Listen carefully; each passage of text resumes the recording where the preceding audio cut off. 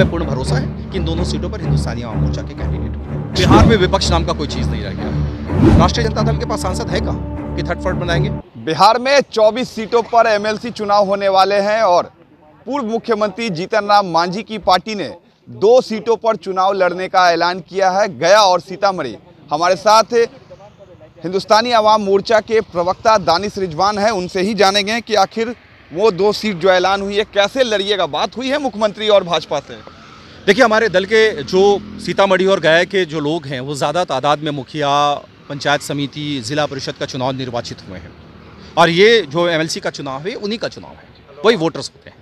तो वैसे कंडीशन में 2 क्षेत्र चूँकि हम वहाँ से ज़्यादा जीत कर आए हैं, इसलिए हमने डिमांड करी है कि गया और सीतामढ़ी की जो सीट है उन सीटों पर हिंदुस्तानी आवाम मोर्चा के कैंडिडेट उतरेंगे तो एनडीए को फायदा होगा। सहमति बनी है अभी तक? कोई बातचीत रखी है, हमने अपनी बात रखी है, अभी बैठक होगी, बैठक होने के बाद निर्णय होगी। हमें पूर्ण भरोसा है कि इन दोनों सीटों पर हिंदुस्तानी आवाम मोर्चा के कैंडिडेट होंगे।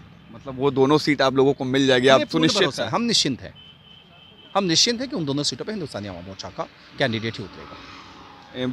जेडीयू भी कह रही है कि 12-12 सीट हम लोग बांटेंगे, 12 हम 12 बीजेपी, फिर आप लोग 2 की मांग कर रहे हैं। 12-12 बांटेंगे, उसके बाद ही बंटवारा होगा ना।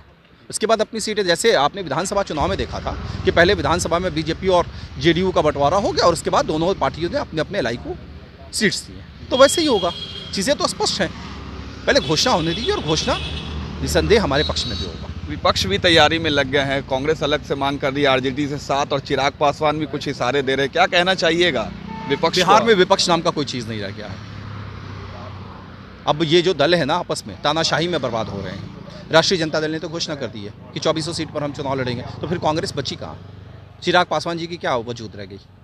कहाँ लेफ्ट पार्टीज़ हैं? बिहार में ऑपोजिशन नाम का कोई चीज़ नहीं है, ये सिर्फ आई वॉश है और सिर्फ ये अनर्गल बयानबाजी करने वाले लोग हैं। एक मैं आपसे महत्वपूर्ण और इम्पोर्टेंट सवाल लेना चाहूँगा। बीजेपी में यूपी में भगदड़ मची है और तेजस्वी यादव तेलंगाना में मिले हैं। आप लोग एनडीए अलायंस में पार्टनर है, बिहार में थर्ड फ्रंट बनने की तैयारी की बात चल रही है, क्या कहिएगा आप इस पर? किसके साथ रहिएगा अगर थर्ड फ्रंट बनेगा तो? देखिए, देश में थर्ड फ्रंट नाम की अभी कोई चीज़ नहीं है। ये सिर्फ और सिर्फ प्रयास होता है और ये कोई नया प्रयास नहीं है, हमेशा थर्ड फ्रंट का प्रयास होता रहता है, इसमें कोई बातचीत नहीं है। थर्ड फ्रंट का कोई यहाँ वजूद नहीं है और थर्ड फ्रंट राष्ट्रीय स्तर पर वही बनाएगा ना जिनके पास सांसद होंगे। राष्ट्रीय जनता दल के पास सांसद है कहाँ कि थर्ड फ्रंट बनाएंगे? वो तो हवा में कि हम भी थर्ड फ्रंट बनाएंगे। अरे भाई साहब, हमारे पास सांसद होंगे तभी तो थर्ड फ्रंट बनाएंगे।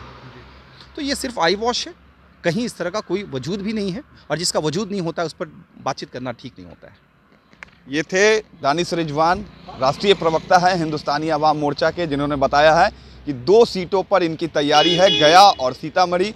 उन दोनों सीटों पर इनके जो उम्मीदवार है वो चुनाव लड़ने के लिए तैयार है, लेकिन मुख्यमंत्री नीतीश कुमार और भाजपा से सहमति के बाद ही ये गठबंधन जो है, अलायंस जो होगा इनका, उन दोनों सीटों पर ये उम्मीदवार उतारेंगे।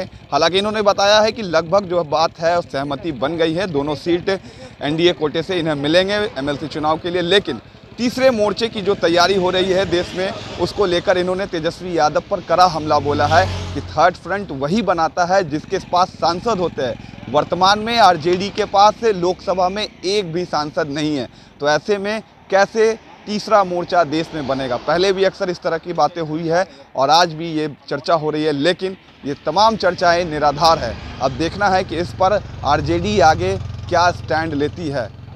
रमन राय, न्यूज़ PR, पटना।